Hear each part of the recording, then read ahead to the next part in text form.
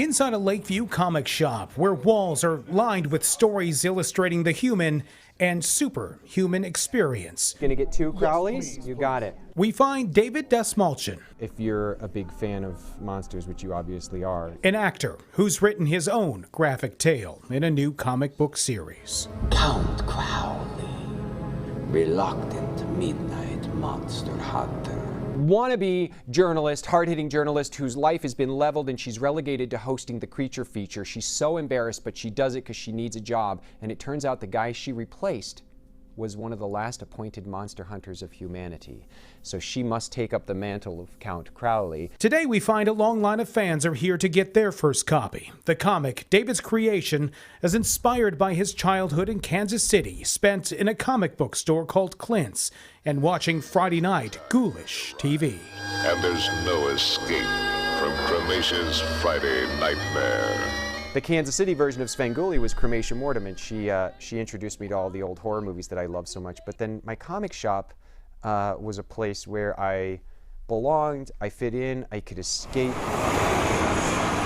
In the 90s, David moved to Chicago to go to school at DePaul. And during my time at DePaul, I became addicted to opiates, and I became a heroin addict. And after school, I ended up living on the streets of Chicago for a number of years. I lived out of a car or, on the street, and I ended up having a number of miracles take place that happened with both the support of my friends, my family, the recovery community, and also complete strangers.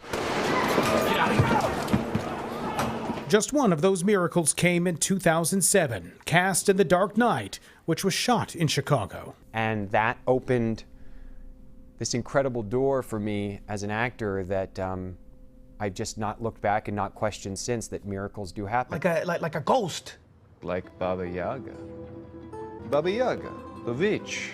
His roles in the Ant-Man movies and the upcoming Suicide Squad cemented that miracle for this comic book fan, now a busy actor who found his break in Chicago and came back to start his latest venture, having written a story all his own. I'm sitting in a comic shop. I'm getting ready to sell my own comic that I created. And if you told me that 17 years ago when I was out there, begging for money, I wouldn't have believed you. In Lakeview, Sean Lewis, WGN News.